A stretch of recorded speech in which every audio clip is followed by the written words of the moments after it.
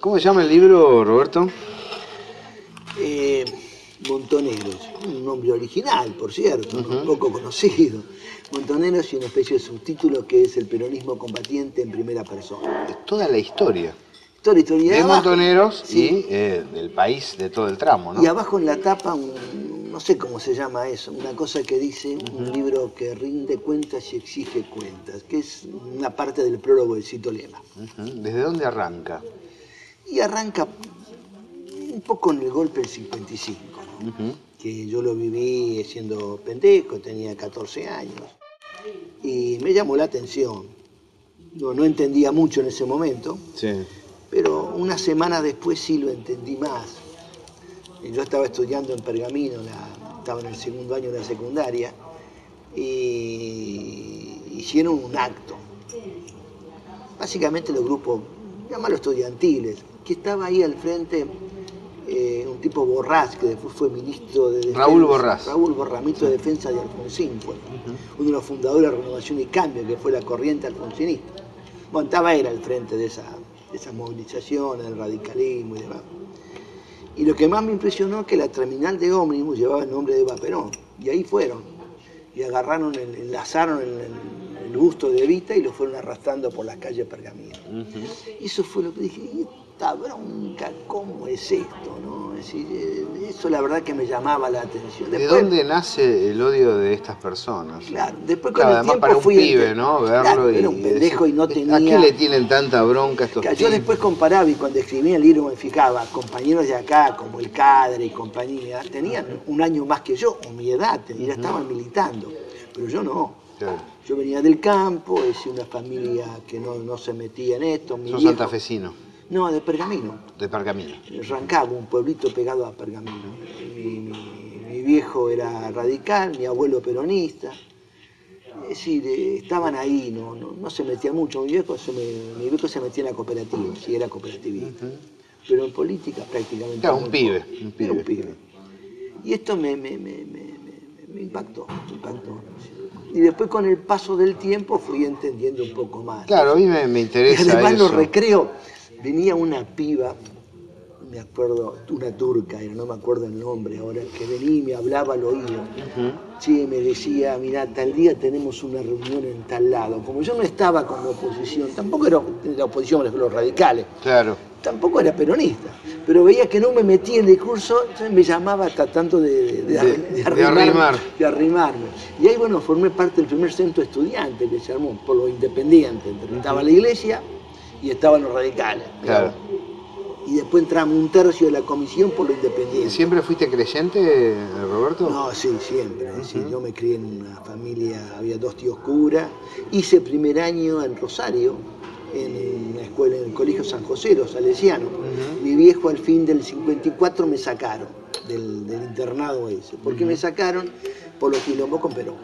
Dijeron esto, va a haber quilombo, acá se va a armar el despelote. Claro. Y bueno, venite acá, venite a Pergamino, no te quedé en Rosario, en la escuela de cura, porque andás a saber para qué lado va a agarrarte despelote.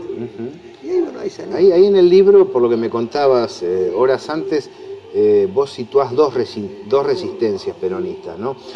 Dos periodos, dos momentos.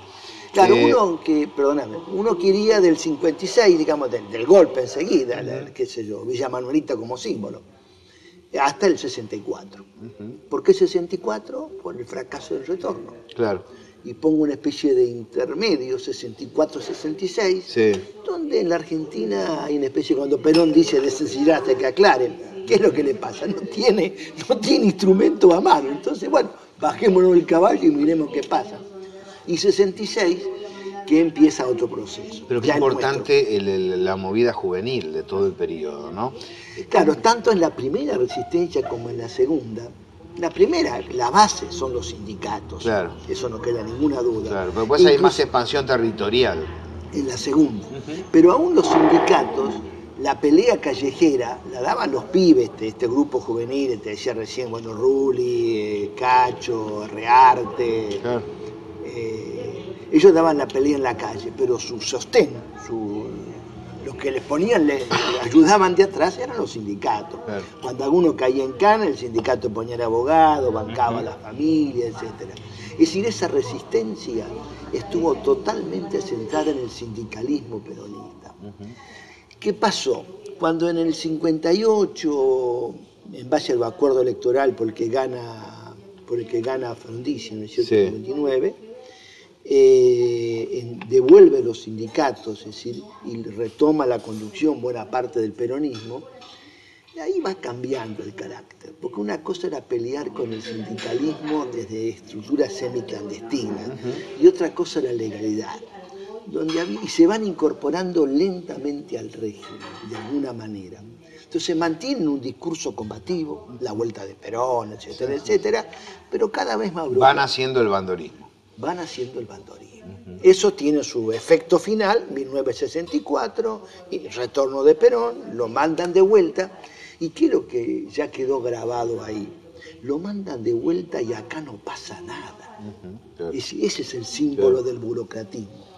Eso hizo que nosotros, por ejemplo, cuando fuera el retorno del 72, planteamos acá no puede pasar lo mismo, porque además nuestra historia... Acaba de pasar de todo. Nada más, si llegaba a repetirse eso, terminaba nuestra historia. Terminamos como el aparato sindical, un intento de lucha. Incorporado al sistema. Fracasado y fracasado. ¿Cómo nace Montonero, Roberto Perdía? Y nace de qué? Nace de una cosa que era clave, el arraigo en la historia. Es decir, nosotros, toda la lucha, un poco el tema de...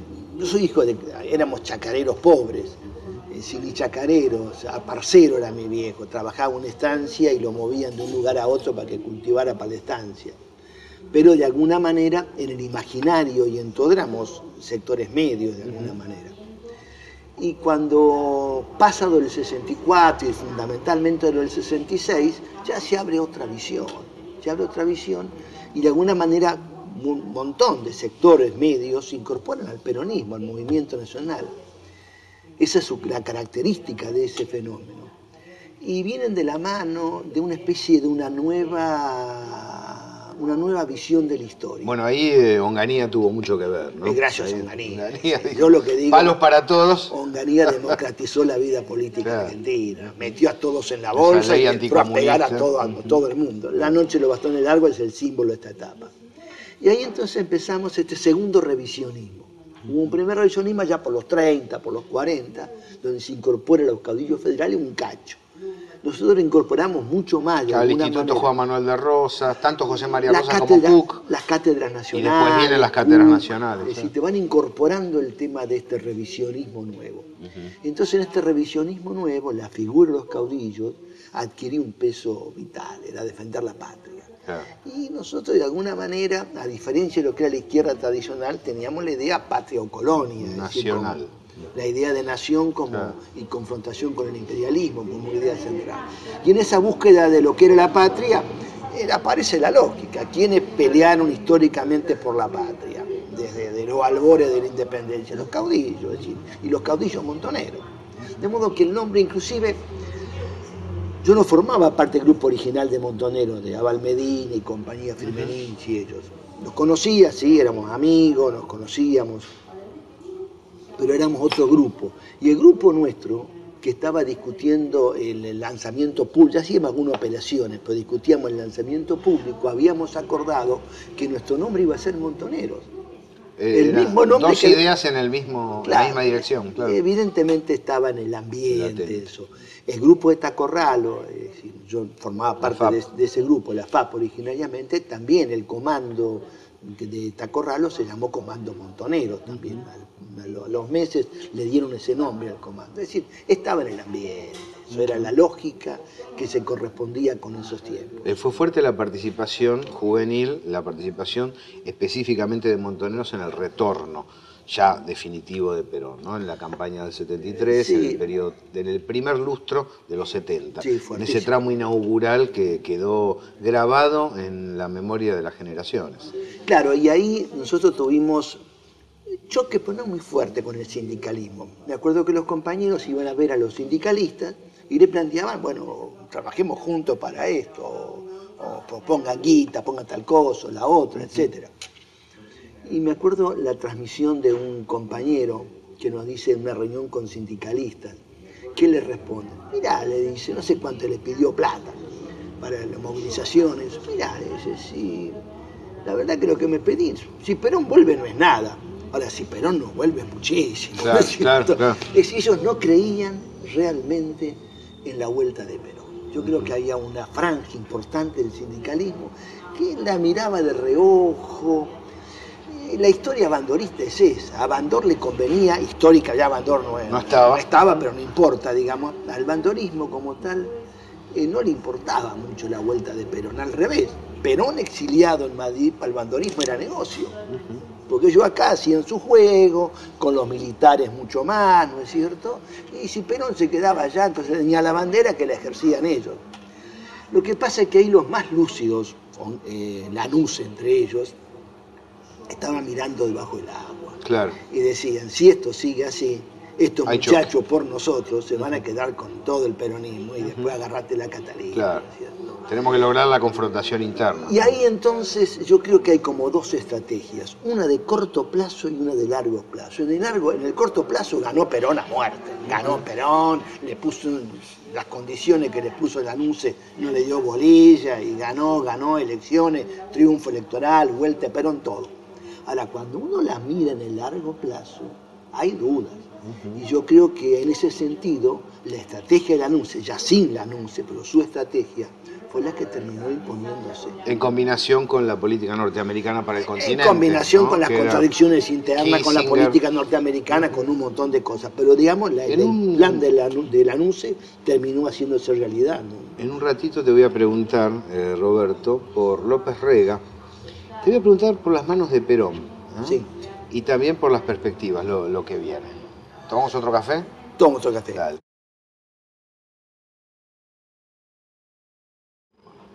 Yo pensaba, Roberto, hay situaciones que entiendo políticamente. Puedo no compartir la determinación de Perón en un momento determinado de volcarse hacia el sindicalismo tradicional en lugar de dialogar más intensamente con la juventud, pero entiendo que alguien se sienta a charlar con Rucci, con Lorenzo Miguel, con Casildo Herrera, porque son tipos con los cuales te sentás a conversar y hablas de política.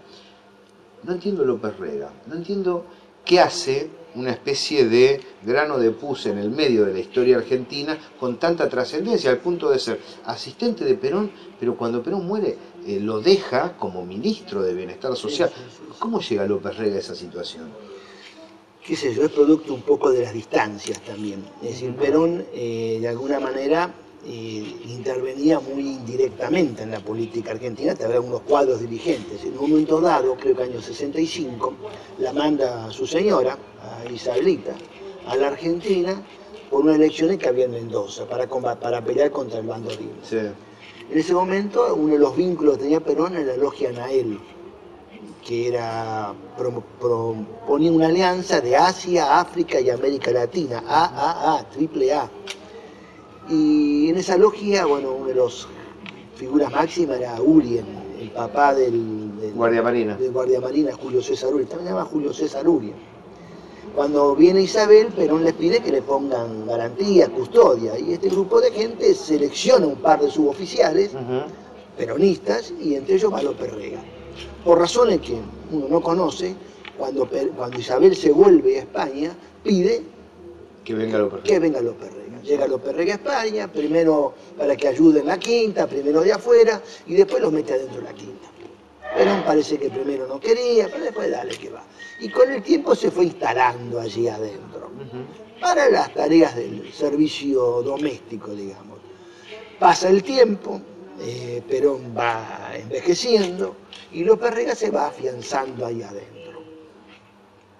En un momento dado... Esto significaría, a ver si leo mal, que no solo López Rega, sino que Isabel también estaba mal contactada en periodos previos, ¿no?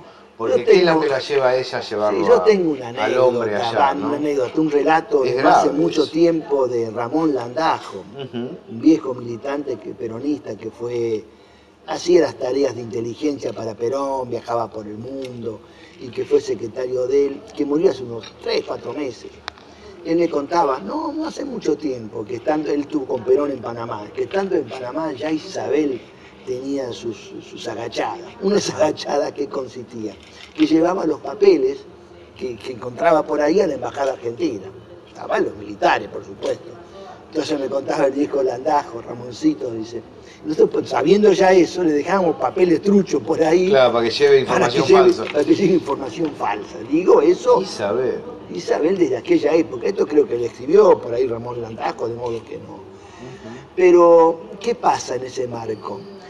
Llega el año 69, 70. Los yanquis ya ven que esto pinta mal en la Argentina, ¿no es cierto? Y que hay que entrar acá a calibrar otras cosas. En ese marco reaparece una figura extrañísima, Mr. Hill, que fue después embajador en Buenos Aires. Este Mr. Hill había estado en Centroamérica. Había estado en Centroamérica cuando se armó el grupo que combatió contra Jacobo Arbenz, con apoyo de la embajada. Después siguió trabajando en algunos momentos dentro de la diplomacia y en otros afuera vinculado a las empresas, United Fruit entre ellas. Y fue llamado de vuelta a la diplomacia a fines del 60 y pico. Lo mandan a España. Lo mandan a España como embajador en España. Casualmente para esa época hay un coronel guatemalteco, Centeno, algo por el estilo, si mal no recuerdo, se llamaba, un coronel que dirigía uno de los grupos que en Guatemala hacían la represión por izquierda. Y hay 60.000 compañeros asesinados en Guatemala. Este Centeno era uno de los jefes de los grupos represivos, digamos. Como premio le dan la embajada en España, no como embajador, sino como agregado militar. Según todas las informaciones, la embajada lo engancha con López Rega. Ah, mira vos. Y ahí empiezan a discutir. ¿Y cómo juega la logia P2 en ese marco? En ese mismo marco van apareciendo la gente de la logia y se va vinculando a López Rega. Digo, para cerrar el tema, este Centeno termina su trabajo en España, lo mandan a Chiapas, en México, como agregado militar o cónsul, algo por el estilo, y ahí, bueno, tropezó con una bala en el camino, justamente pidiéndole cuentas por aquellos asesinatos que habían pasado en Guatemala. Digo, cierro su historia. López Rega, cuento una anécdota. Entonces, el último día que estábamos con Perón, en abril del 73, pocos días después de las elecciones y pocos días antes que asumiera Cámpora, López Rega nos invita, después de saludarnos y demás, López Rega, que era para nosotros el secretario de Perón, nos invita a tomar un café a un hotel que estaba ahí pegado a la Quinta de Olivos. Y en el camino, de repente se para, éramos 4 o 5. Se para y dice, dice, si ustedes supieran las cosas que yo tuve que hacer para que Perón pueda ser presidente o pueda volver a la Argentina, me matan acá mismo. Dice. Nosotros dijimos, una locura. Un loco, ¿no es cierto? No era ninguna locura. Con el tiempo nos dimos cuenta cuáles eran algunas de esas cosas. Cuando nos reunimos con Perón en Roma, para esa misma fecha, ¿no es cierto? Esto había ocurrido en Madrid, unos días antes estuvimos con Perón en Roma, nos reunimos con Perón en el Hotel Excelsior, en una suite modesta realmente, un hotel muy antiguo, tradicional, el Excelsior, que tenía una callejuela y del otro lado de la callejuela estaba la Embajada de Estados Unidos, casualmente. Y esa suite, ¿a quién pertenecía? A don Licio Gelli. El jefe de la P2. El jefe de la P2. Entonces hay toda una relación que se fue tejiendo y hay una historia que dice que la cuenta Aníbal Barreiro, un amigo de Perón y a su vez miembro de la PIDUE, que dice que los acontecimientos se fueron desatando después porque hay un incumplimiento de acuerdos que habría hecho López Rega con la PIDUE. ¿Qué eran los acuerdos? Ganamos en la Argentina y queda en manos tuyas de la PIDUE el comercio en Europa. Perón no se lo quiso dar por alguna razón, le dio una partecita, pero no Europa, y la PIDUE reaccionó, y aparentemente la reacción tiene que ver con las manos de Perón. Con las manos de Perón, esto es asombroso. Allí, estando preso... Lo que entra en juego aquí, ¿no? Estando el trasfondo como parte de la política. Estando preso en Suiza, convive con otro argentino, Sánchez Reis, que es miembro del sistema represivo argentino, conocido, sí, donde es muy probable que hayan establecido el vínculo interno para llegar a las manos de Perón aquí. A la mano de Perón. La mano de Perón tiene que ver ¿Para qué? ¿Por qué? por el incumplimiento. Si estaba muerto, pero no entiendo claro, el motivo. Pero hay un tema, hay un texto, el comando que robó las manos de Perón, manda una carta, la manda a 3 dirigentes del PJ de aquella época. Bueno, a Gualdini, que era de la CGT, a Grosso, que era jefe del peronismo de Capital, y al viejo Sadi, que era un poco el movimiento. Del movimiento. Y en esa carta le dicen algo así como que es una pena que hombre tan ilustre entra incompleto en la eternidad. ¿Qué tiene que ver con lo de entra incompleto? Ahí se explica lo de el castigo. Claro, ¿el castigo cuál es? Que viene de una tradición egipcia, griega, que pasa después a la cultura occidental, ¿no es cierto? Se le incorpora.